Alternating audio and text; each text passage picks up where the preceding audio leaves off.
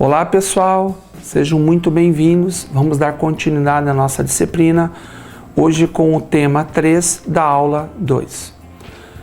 Então, a distribuição física, ela é um sistema. Podemos considerar como um sistema talvez não muito complexo, então, dentro da cadeia de suprimentos.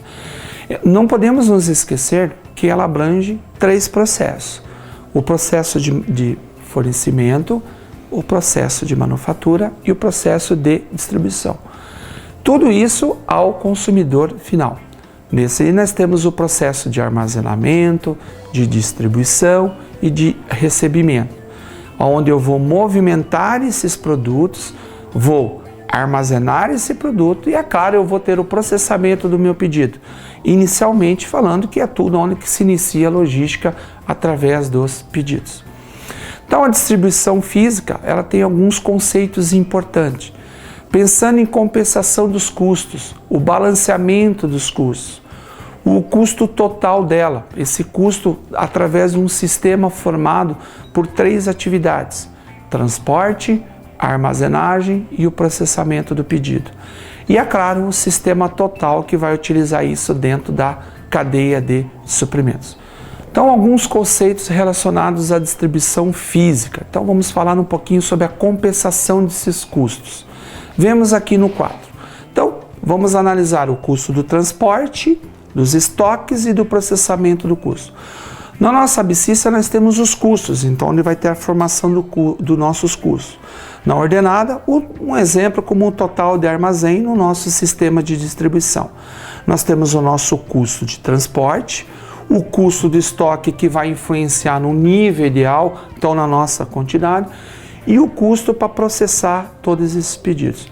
Então, o que seria essa compensação? É a soma desses custos do transporte, do estoque e do processamento. Eu tenho que ter uma maneira de buscar o balanceamento de tudo isso. É claro que isso depende dentro da logística do nível de serviço. Quanto maior o meu nível de serviço, há uma tendência dos meus custos acompanhar. Então, dentro desse sistema, eu tenho que montar um sistema onde, talvez com uma quantidade de armazéns, eu consiga balancear esses custos. Por quê? Se eu tenho um local onde eu fabrico o produto e eu estou distante dos meus consumidores, se eu montar um armazém ou um centro de distribuição, esse meu custo vai diminuir, porque eu vou ter um custo de transporte um pouco menor, onde eu vou ter um custo de transferência e partindo para esse estoque, onde esse estoque ele poderá ser regularizado. Nós também temos o custo total. O que seria esse custo total? É a formação de cada um deles, aonde eu vou envolver os custos do transporte, seja ele para uma frota própria ou para uma frota terceirizada, ou pelo meu estoque, inclusive estoque terceirizado ou estoque próprio. E, é claro, o processamento desses pedidos. Isso é uma alternativa. É claro que eu vou levar isso ao meu mínimo custo possível. Não existe assim uma fórmula mágica, mas o que nós poderíamos detalhar para vocês? Que se pensando em nível de serviço, o nível de serviço vai ter altas demandas e alta demanda terá uma tendência de compensar esses custos. Pensando agora um pouquinho no sistema total. É uma decisão, é uma tomada de decisão que as empresas vão ter. Seguindo o nosso exemplo, será que a quantidade, o aumento de um armazém perto do mercado fornecedor ou do mercado consumidor vai fazer que os custos se reduzam em relação ao transporte, ao estoque, ao processamento do pedido? Isso vai ter um impacto direto na negociação, seja principalmente para o comprador.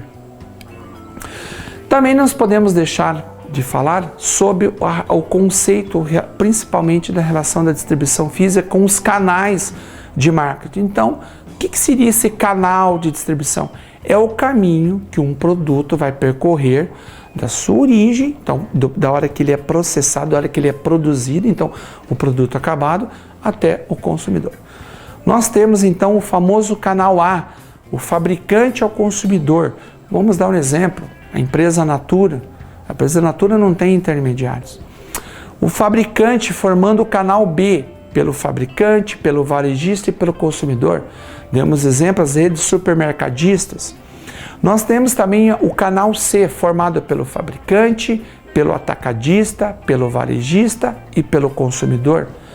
Nós temos o canal D, formado pelo fabricante ou por um distribuidor, também denominado agente, e por um varejista, chegando o produto ao consumidor. E nós temos o canal E, que é o canal mais longo, então passando pelo fabricante, passando por um distribuidor, passando por um atacadista, passando por um varejista e chegando no consumidor final. Então, esse é denominado os canais de distribuição. Muito obrigado, nos vemos no próximo encontro e ótimos estudos!